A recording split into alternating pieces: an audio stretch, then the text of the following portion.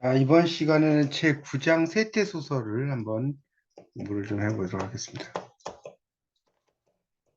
세태를 다루는 소설이죠, 말 그대로. 세태소설이라고 하는 것은. 그래서 그 당시에 어떤 세태가 어떻게 흘러가는지 이런 것들을 공부하는 아주 재밌는 부분이죠. 170페이지에 보면 삼선기라고 써있죠. 페이지 170페이지. 170페이지를 보시면 삼선기죠. 새 신선의 이야기라는 뜻이죠. 신선 선자니까. 그 밑에 보면 도덕 군자를 자처하던 이춘풍이 평양 제1의 모가비가 된 과정을 그린 작자 및 연대 미상의 세태 소설 이런 거 나오죠. 그래서 그 밑에 보면 조선 후기의 사회의 측면을 도덕 군자연, 여기 도덕 군자연이라고 하는 것은 도덕 군자처럼 한다는 뜻이에요. 이 연자가 그러할 연자거든요. 그렇지 쓰면 도덕 군자인처럼 한다는 거죠. 이춘풍이라는 인물과 홍도와 유지련이라는 두 기생 사이의 사건을 중심으로 풍자한 세태 소설이고, 판소리 12마당 가운데 가짜 신선 타령이라는 작품과 결구에서 유사성이 논의되기도 한다. 줄거리가 다음과 같다. 이건 좀 읽어볼까요? 명문대가의 장남 이춘풍은 벼슬길에 나가기를 싫어하고 독서만 하는 거죠. 그래서 남녀 사이의 성생활을 추하게 여기는 극단적인 도덕 군자입니다. 근데 어느 날 춘풍은 홍제원에서 무관들에게 온갖 비방과 곤욕을 당합니다. 이 자리에서 춘풍을 본 홍도화와 유지련 두 기생은 남장을 하고 남자로 변장했다는 거죠. 춘풍을 찾아가 사제의 관계를 맺는다. 두 기생은 춘풍과 함께 강산을 유람하던 중 가짜 선녀 행세를 하여 마침내 춘풍의 절개를 깨뜨린다. 이걸 이제 우리가 회절이라고 그래요. 회절. 절개를 깨뜨렸다. 회순때에서 회절이라는 용어를 쓰게 됩니다. 그래서 자초지종을 들은 춘풍은 두 기생과 더불어 날마다 즐겁게 논다. 이후 춘풍은 평양의 교방을 설립하여 두 기생의 모가비가 되고, 그러니까 모가비라는 것은 이제 기생이 뭐 원하는 거 이런 것들을 도와주고 이런 걸 하는 사람이죠. 두 기생은 수석이 되어 24교방을 거느리고, 세 사람은 평양 대성산 초당을 짓고 초가집을 짓다는 거죠. 세상의 영역을 부운, 뜬구름이죠. 부운이라는 것은 뜬구름을 가리켜요. 지금 부운이라고 써놨죠.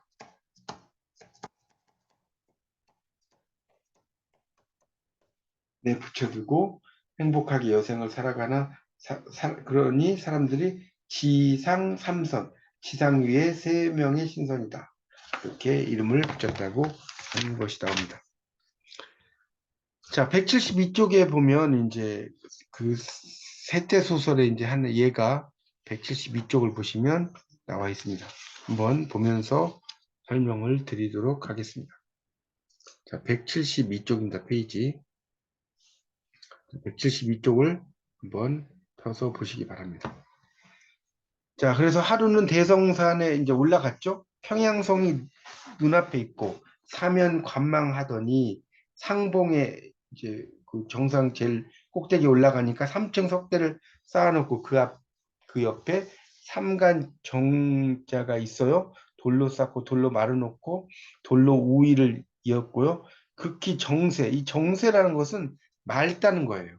여기 지금 정세하고 이 정세는 맑고 이렇게 이해하시면 돼요.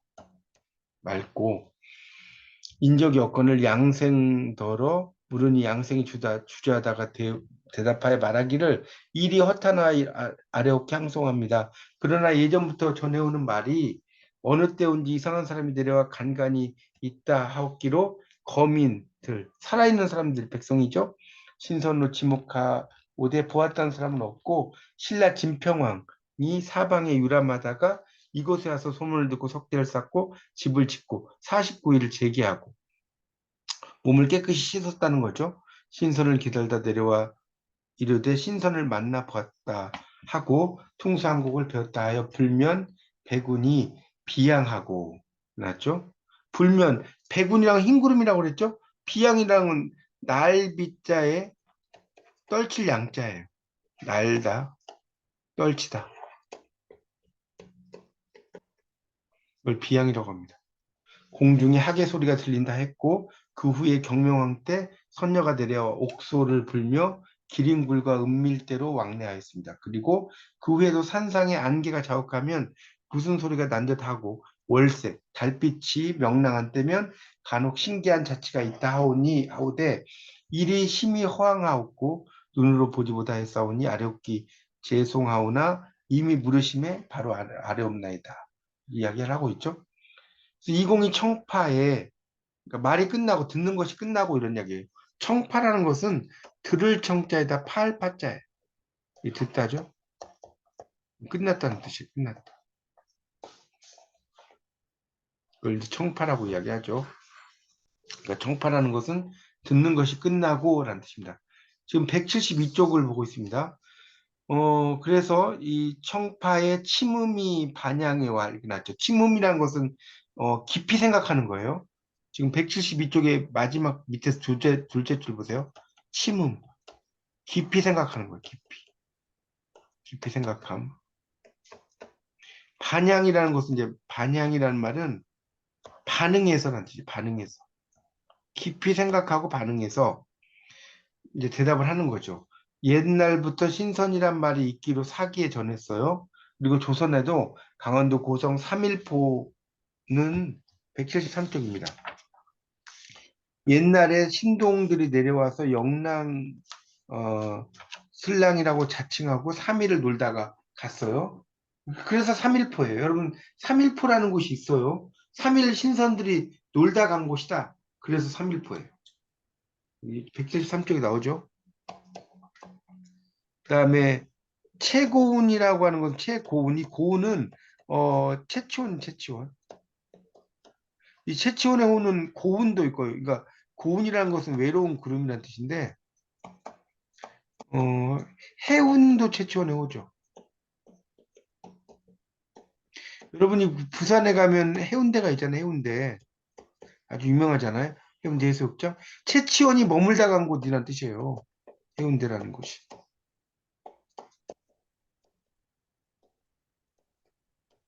그게 이제 해운대죠. 그래서 여기서도 이제 최고운 채치원이 합천 가야산에 들어와서 화식을 불로 이제 음식을 해서 먹지 않고 있다가 간 곳을 모르기로 신선됐다고 하니 하되 도무지 황당한 일이니 어찌 믿으리요. 석대에 올라보니 바둑반 형적이 은은하거늘 게이하여 양생을 불러서 보이니 자세히 보다가 이제 말하기를 뭐 역력히 아래어쌓고 한 가지도 숨기지 않았을 때 바둑 뒀단 말은 듣지 못했다. 이야기를 하고 있죠. 그러니까 그 결국은 이 내용을 이제 읽어보면 하늘의 신선이 하늘에 어떤 신선이 있어요. 하늘의 신선이 인간 세상에 내려오는 이야기에 내려옴. 이런 것들을 이제 이야기한다는 거죠. 그러니까 옛날에는 유배를 가요, 유배. 유배를 가면 유배를 갔다고 하지 않고 나는 원래 하늘나라의 신선이었는데 글자 한자를 잘못 읽어서 인간 세상에 내려왔다. 이렇게 이야기하는 게 되게 많습니다. 내용들을 이제 고전 문학을 공부하다가 보면 그런 게 되게 많아요. 그래서 이제 그 밑에 보면 그런 것이 나오고 있어요. 그래서 이제 밑에 보면 천선이 하강하시와 도를 닦아 도로 승천하실 터이 없기로 나오죠. 그러니까 결국 인간 세상에 왔다가 다시 하늘나라로 올라간다는 내용으로 되어 있습니다. 뭐 그런 내용이 이제 쭉 나와. 이거 뭐 제가 일일이 다 설명을 하진 않겠습니다. 넘겨보세요. 174쪽. 174쪽에 가면 주야 생각이 생민의 도탄을 근심하오니 주야라는 것은 밤낮으로라는 뜻이에요. 주야. 174쪽에 낮으로. 생각이 생민의 도탄을 근심하니 인간 인세간 인연이 극중하신 아주 중하신 인세라는 것은 인간 세상을 가리켜 인세 인간 세상 간 인연이 극중하신 고로 만대 이름은 유전 그러니까 이름을 떨친다는 거예요. 유전이라는 것은 떨친다는 뜻이에요.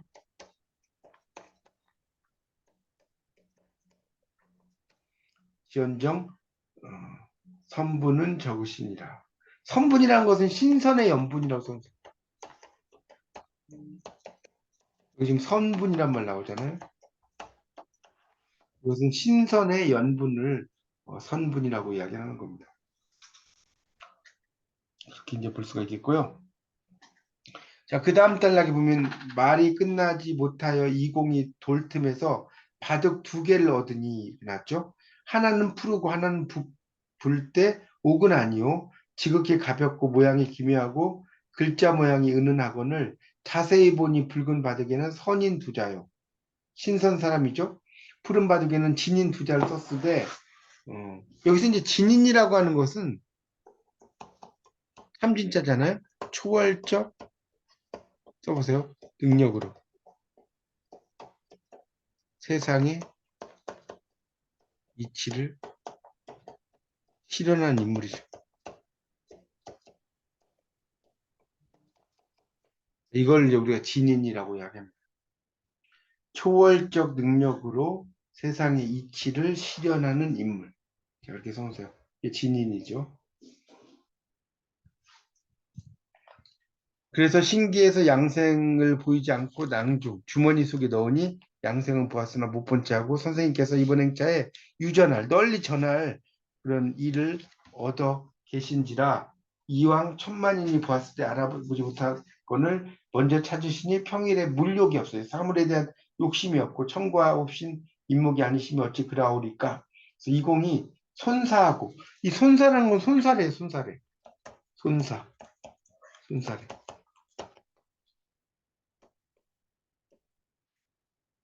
그래서 이제 이공이 손사래를 했다는 거죠. 그래서 이 일이 허탄하다. 이거는 이제 휩쓸리지 않는다는 겁니다. 허탄하다는 말은 휩쓸리지 않는다는 뜻이에요. 이렇게 적어놓으세요. 허탄하니 휩쓸리지 않으니 발설하지 말라 하고 내려왔더니 수일 후에 홍생은 고향에 다녀가고요. 유생은 양 외성으로 책을 얻으러 갔어요. 일찍 온다고 했고 이런 얘기 나오죠. 이제 여러 선비들에 대한 이야기를 또 설명을 하고 있습니다. 자, 175쪽 보세요. 175쪽. 175쪽을 보면, 거기 이제 그 네 번째 줄부터 볼게요. 인성은 고요, 사람의 목소리는 고요하고 그 소리가 가까운 듯 하거늘 자연 동심. 동심이라는 것은 여기서 마음을 움직인다는 뜻이에요. 동심. 마음을 움직임 이렇게 썼어요. 175쪽 보고 있어요. 그래서 동심이 되어 소리를 찾아 높은 데를 올라가니 더욱 분명한지라 혼자 이르되 당시에 보았더니 오늘날 내 귀에 들리도다. 노적 오연명. 노적이라는 것은 이슬로자에다가 쌓을 적자예요. 이슬로 쌓을 적. 그다음에 오동나무 오자죠. 이벽자 울명자죠. 그러니까 뭡니까? 이슬이 쌓이니까 오동나무 열매가 운다. 뭐 이런 이야기죠. 상당히 철학적이죠. 그래서 추풍 괴화발이죠. 가을바람에 개수나무 꽃이 폈어요. 개화. 개수나무 꽃이 폈다. 증유학설력. 일찍이 이렇게 배운 사람이 있다는 거죠. 치소 농산월이죠. 불치자에다가 이제 피리 같은 걸 부는 소자, 퉁수소자죠. 농산월. 산과 달을 희롱한다는 거죠. 그런 식으로 이야기도 하고 있습니다. 퉁소 소리가 어떻다. 뭐 그런 이야기도 하고요. 그래서 이제 그 175쪽의 마지막 단락에 보면 소리가 아주 맑아요. 그래서 채용의 초미금, 그래서 그을 불어 아니할지라 이렇게 나왔죠. 초미금. 그러니까 이 초미금이라고 하는 것은 또 이제 검은고와 관련된 고사가 또 있습니다. 그래서 공태에 한가되면 이렇게 검은고를 연주하거나 이런 것을 이야기하는 것이 또 나오고 있습니다. 자, 그 다음에 이제 176쪽으로 가보면, 그래서 이제 거기 두 번째 줄에 보면, 이윽기 보다가 당겨서 보니 그 소리가 요량해서 심리에 들리거늘, 신기하에 붙들어두니 그 동자가, 화식을 먹지 않는다. 그러니까 뭡니까? 인간 사람이 아니라는 것도 보통 생식을 하지 않잖아요? 생식을 하는 사람도 있긴 있는데, 흔치가 않죠. 그래서 이제 그런 이야기를 또 쭉 하고 있습니다. 이게 이제 고전이면서 어떤 한문 내용들이 많아가지고 이게 우리말로 이렇게 번역을 했다고 하더라도 참 이해하기가 그렇게 쉽지는 않는 그런 내용으로 되어 있습니다. 여기 읽어보시면 아시겠지만. 자, 그런 내용으로 이제 쭉 이야기가 돼요. 그래서 107쪽에 보면 이제 문을 열고 일개 미인이 이제 여기선 인간의 여인이 아니라는 거, 선녀라고 써놨어, 선녀. 미인이 나와요. 이공이 몸을 급히 감추지 못해서 눈에 띈 바가 되니 미인이 놀라서 선모, 말씀이 신기하기도 하다. 그, 그대 니시한데 누구시긴데 이 지경을 범했느냐? 이렇게 이야기를 또 하고 있습니다. 그런저런 이야기 또 쭉 나오고요. 자, 그 다음 넘겨보세요. 178쪽을 보면 한 일곱째 줄 정도 이윽고 도로나 물어보기를 문호할 인간으로는 18년 전에 경주지방에 배웠는가 그렇지 않냐면 인간이 전하지 못한 곡조를 어찌 속인 보통 속세의 사람이 알겠느냐 이렇게 이야기하면서 또 여러 이야기를 하고 있어요. 그런 이야기가 또 쭉 나오고 있습니다. 자, 179쪽으로 넘어가 보세요. 179쪽. 그래서 거기에 이제 그 다섯째 줄 보면 나와 손을 이끌고 들어가거늘 이공이 괴상하게 여겨서 들어가니 낭낭이 다시 사배 절을 네 번 하는 거죠. 이공이 답변해서 말하기를 이슥한 밤 무지의 생면 남녀 언어 상통이 본디 불가하다는 거죠. 그렇죠? 예절없이 핍박하여 끌어들임도 괴이하다 하면서 이제 막 여러 또 이야기를 하고 있죠.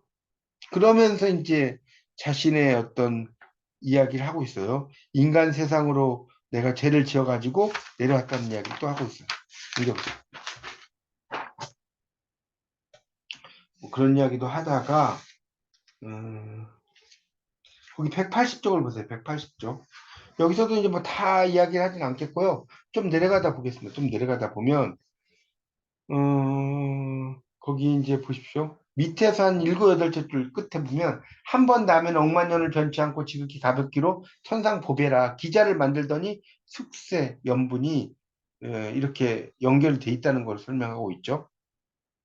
그 다음에 주효라고 하는 것은 술과 안주를 가리켜요. 밑에서 여섯째 줄 주효, 술과 안주를 올렸다는 이야기도 나오고 있습니다. 그런 내용들이 이제 쭉 이어지고 있어요. 그래서 이제 여러분 교재로 181, 182, 183쪽에 이어지고 있습니다. 그러니까 여기서는 결국 이춘풍도 회절이라고 아까 말씀드렸죠. 절개를 훼손하는 거를 회절이라고 그래요. 그런 이야기가 또 쭉 나오고 있습니다. 여러분 183쪽에 이제 보면 첫째 줄에 견우직녀 나왔죠? 견우, 소를 끄는 남자, 직녀, 배를 짜는 여자죠. 견우직녀. 그런 일을 문장이 꾸민 말로 알았더니 참말 부부의 인연이 있느냐라고 하면서 또 설명을 하고 있습니다. 그런 내용이죠. 자, 그래서 이제 여러분이 교재 184쪽을 좀 보시면 조선 후기의 세태를 그린 삼선기라고 하는 것이 나오고 있습니다. 삼선기. 한번 보세요. 184쪽입니다. 이 작품에서 한량패가 이춘풍을 모욕하는 행위, 신분제도가 엄격한 상황에서 설정되기 어렵다는 거죠. 그러니까 이제 신분제가 동요가 되는 시기라는 거죠. 이춘풍은 몰락한 양반의 후예도 명문대가의 서자도 아니고요. 어, 이춘풍은 한량패의 모욕은 공격 대상의 신분을 높게 설정할수록 효과를 배가시킨다라고 또 설명을 하고 있습니다. 그래서 이 작품을 보면 어떤 사람들과의 결연 이런 것들도 나오고요. 그런 걸 통해서 약간은 물질 만능주의적인 어떤 이야기들도 진행을 하고 있습니다. 그래서 회절이라고 했죠. 회절. 여색에 초연하다는 특히 이제 배비장 같은 경우도 그런 남자가 절개를 훼손했다 해서 뭐라고요? 회절한다고 그래요. 회절하는 그런 문제를 또 다루고 있습니다. 그래서 여러분 교재 184부터 187쪽까지 한번 쭉 내용들을 여러분이 읽어보시고요. 내용이 좀 이게 현대어로 이렇게 좀 고쳤지만 상당히 어려워요. 어려우니까 한번 이 내용이 전체가 있는지를 한번 찾아보시고 그 다음에 한번 쭉 읽어가면서 내 걸로 만드는 그런 연습을 여러분이 많이 하시는 게 좋겠습니다. 그렇게 해서 이제 지금 9장의 내용을 제가 다 설명을 드렸어요. 다시 정리를 하자면 오늘 한 것은 이제 애정소설을 이야기했어요. 애정소설로 운영전이라고 하는 액자소설, 궁녀와 양반의 어떤 사랑. 결국은 이제 그 이야기 속에 이야기의 구조로 되어 있고 결국은 이제 궁녀와 사랑인데 이루어지지 못하는 사랑으로 끝나는 약간 비극적인 이야기고 그다음에 이제 지금 나오는 세태 소설 요거는 이제 어떤 물질 만능주의적인 요소와 음, 나의 신경, 나의 생각 이런 것들을 쭉 써놓은 것이라고 볼 수가 있겠죠.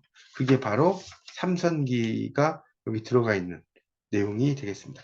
그래서 세태소설은 삼선기만 있는 게 아니라 엄청나게 다양한 세태소설들이 많이 있는데 지금 여러분이 1학년이시다 보니까 이렇게 삼선기의 일부만 그것도 다가 아니라 일부만 나옵니다. 다음 주에는 제가 별토가 토끼와 거북이 내용이 있거든요. 그게 10장이고 그다음에 11장에 민홍전이라고 있어요. 민홍전. 민홍이라는 사람의 이야기, 그게 11장이에요. 11장에 민홍전이 나오니까 그 두 개의 챕터에 대해서 여러분이 한번 미리 내용들을 좀 읽어보시고요. 그렇게 공부를 좀 하셔야 된다. 그러니까 여기 있는 내용들을 좀 이해가 안 가시면 여러분이 좀 줄거리 같은 것도 좀 많이 보시고 인터넷 찾아서 보시고 좀 전체적인 내용을 다 읽을 수 있으면 좋은 거고요. 그렇지 않으면 요약된 것이라도 이렇게 여기저기 찾아서 내 걸로 만드는 그런 연습을 하시는 게 좋을 것 같습니다. 자, 일단 그 마이크 좀 그 뭐죠? 끄시고 마이크 좀 켜시고 한 말씀씩 하고 오늘 마치도록 하겠습니다. 이 강정순 아버님 오늘 배우신 거에서 뭐 느낌이나 질문이나 있으면 하세요? 이거 몇 번 들었는데 아직도 어려운데요. 아, 어렵죠. 이해가 잘 안 가. 그러니까 이게 지금 여기 있는 거 여러분 지금 1학년을 공부하실 때 특히 이제 여기 그 앞에 애정수사는 좀 괜찮으셨어요? 이해가 가죠? 방송에.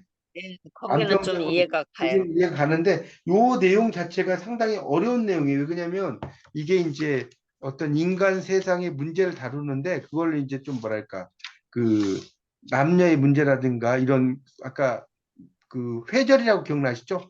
절개를 훼손하는 이야기 이런 것들이고 이 삼선기라고 하는 것 자체가 이런 그 여러 이야기들을 이렇게 써놨고 여기 이제 특히 이 184쪽부터 180 뭡니까 그 7쪽까지가 여기에 있는 내용을 좀 정리해 놓은 거예요. 거길 제가 조금만 더 한번 볼게요. 그러면 184쪽을 보시면요. 조선 후기의 세태를 그린 삼성기라고 나왔죠. 신분제도가 엄격한 상황이 아닌가 신분 질서가 이제 몰락해 가는 조선 후기를 가리키고요. 그래서 이춘풍도 몰락한 양반의 후예로 나오는 거예요. 그러니까 이게 일종의 물질 만능주의죠. 그래서 이춘풍에 대해서 이제 결국 기생이 그 돈을 다 뺏어가는 이야기잖아요. 그렇죠? 그리고 이 모갑이라는 것은 이제 결국 이제 꾸준 일을 하는 사람을 모갑이라고 그래 기생에 관련돼서. 그래서 이제 교방을 막 열고 막 이런 이야기 나오잖아. 이게 이제 요즘으로 말하면 돈을 많이 벌어가지고 막 강남에 빌딩 짓고 뭐 이런 이야기예요. 그런 식으로 돈이라는 게 최고다는 내용이 쭉 나옵니다. 읽어 보시면. 그리고 그 밑에 두 번째 단락에 마지막 단락에 보면 재화의 획득, 풍요로운 삶 이런 것들도 이제 목적일 수 있으나 새 주인공은 그런 범주를 벗어나서 인간 세상에서 신선으로 삶을 구현하는 방법을 모색하는 그런 내용이 이제 그 밑에 또 설명이 되고 있고요. 185쪽을 보세요. 그래서 이제 한량들이 이제 이춘풍을 모욕하는 장면에서 첫 번째 줄에 내던지는 말은 도덕 군자연, 아까 군자연이란 것은 뭐라고 했어요? 군자인 척한다고 그랬죠? 그래서 실상과 유리된이란 건 떨어진다고 써놓으세요. 185쪽 둘째 줄. 삶을 사는 양반, 문반 계층을 비판하는 내용이고요. 한량의 입을 통해서 이춘풍을 비판하고 두 기생에 의해서 아까 회절 나왔네. 그 동그라미 쳐놓으세요. 185쪽의 넷째 줄. 절개를 훼손한다는 뜻이에요. 회절.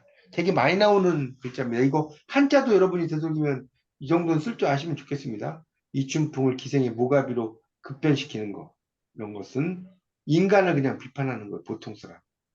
그런 것을 보시면 되겠고, 그 다음 단락에 이 작품에서 이춘풍이 기생의 무가비로 전락하는 풍자, 여색을 탐닉한 증거, 희화화, 여기 나오죠. 희화화 동그라미 쳐보세요. 희화화. 185쪽에 두 번째 단락 둘째 쪽. 웃기게 표현함. 이렇게 써요. 웃기게 표현하는 거. 희화화죠. 그런 것들도 나오고요. 그 다음에 이제 이춘풍과 두 기생이 교방의 세력을 확대하고 이름을 알릴 때 평양감사의 방탕한 자제의 모함을 받아 경상도로 유배를 가서 고초를 겪는 내용이 나오죠. 그래서 평양감사가 교체가 돼. 홍판서가 감사로 부임하고 생일잔치, 생일연이랑 생일잔치를 말합니다. 옥소 소리가 들리자 모든 기생이 이춘풍이 돌아오는 것이라고 하고 맞이하죠. 신인 감사가 노하에서 이춘풍을 하옥시켰다가 다시 유배를 시키죠. 그래서 감사가 이춘풍의 고매한 인품을 알고 석방시키는 내용도 나오게 됩니다. 그래서 두 번에 걸친 유배의 시련, 이춘풍과 두 기생의 삶을 또 설명을 해놨습니다. 그 다음에 이제 그 밑에 단락에 보면 이춘풍과 두 기생이 대성산 아래에서 초가집을 짓고 세상의 영욕을 뜬구름과 같은 거, 아까 뜬구름이라고 이야기했죠.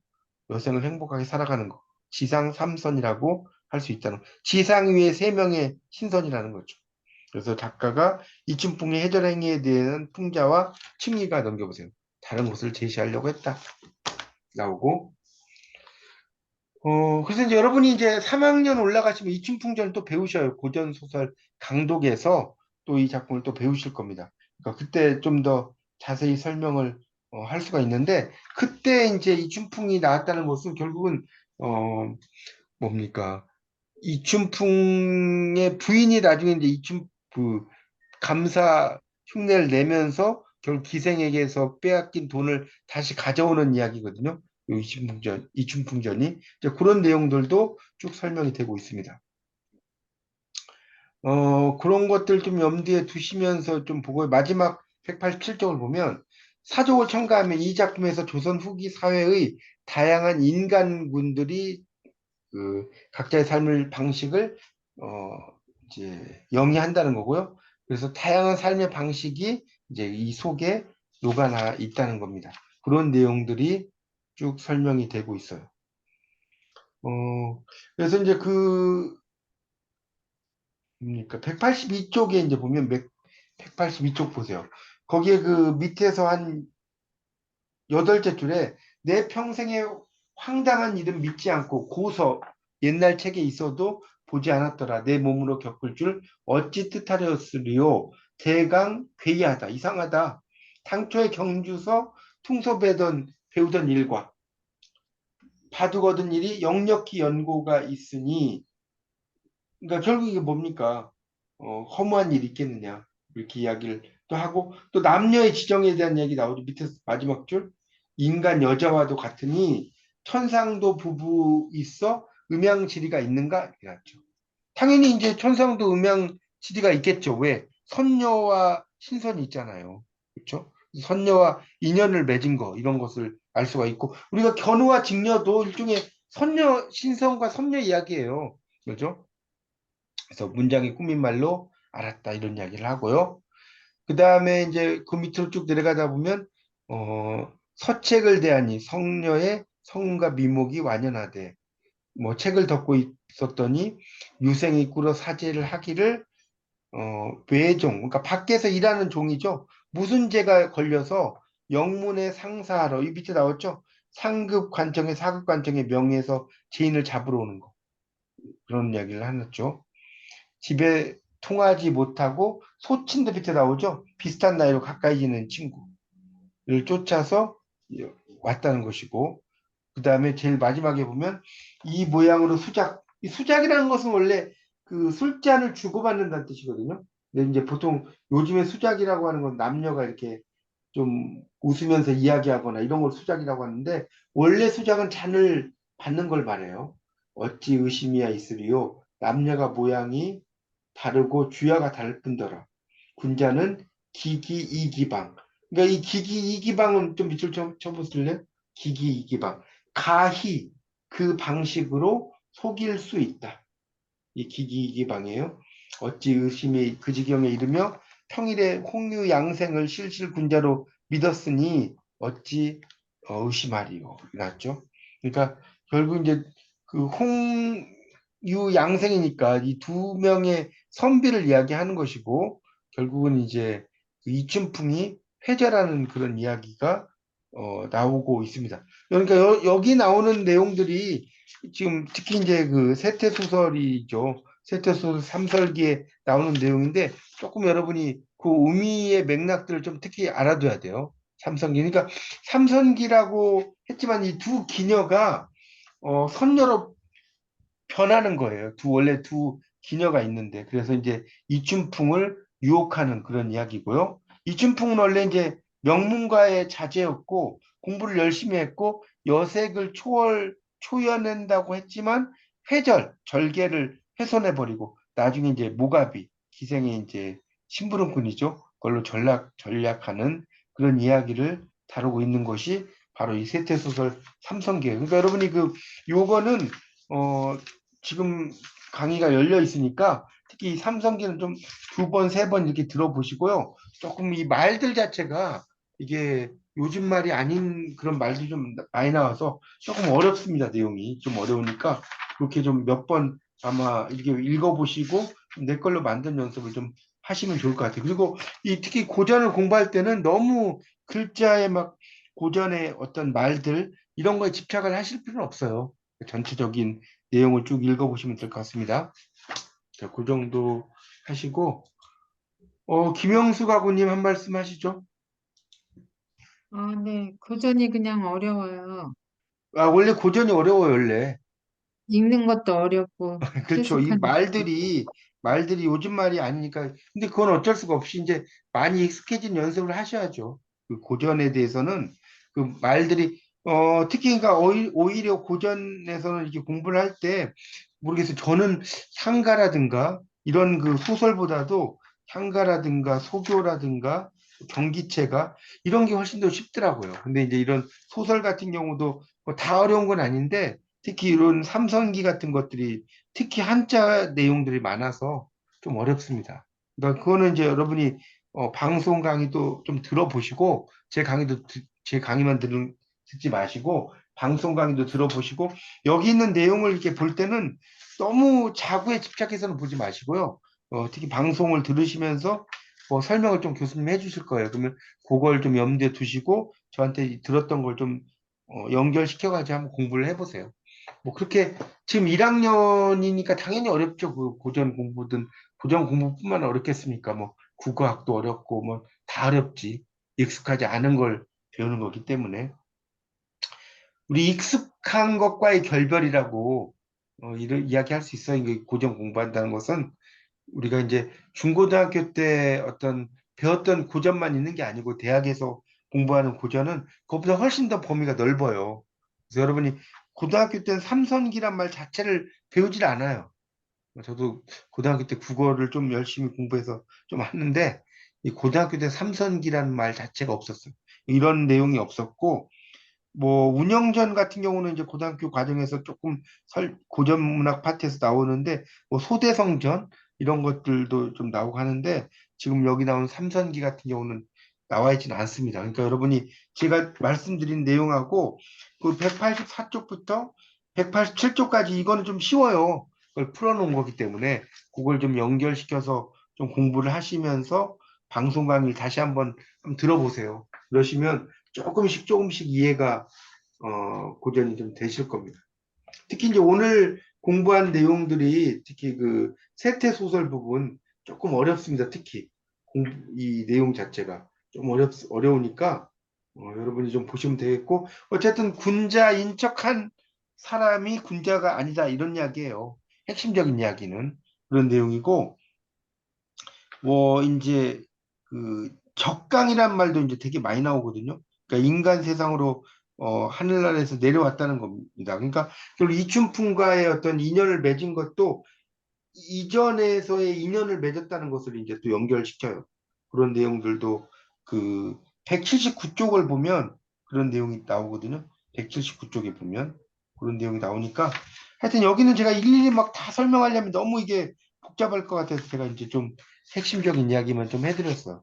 그러니까 그런 걸 좀 염두에 두시고 여러분이 방송 강의를 다시 한번 들어보시면 좋겠습니다. 다음 주에는 그 숙장인 우화소설하고요. 11장 한문소설 두 개를 좀 하도록 할게요. 그 다음에 이제 12장, 13장, 14장 정도 남으니까 뭐 한 두 번 정도, 빠르면 두 번 정도 해서 이 책을 좀 끝내도록 하겠습니다.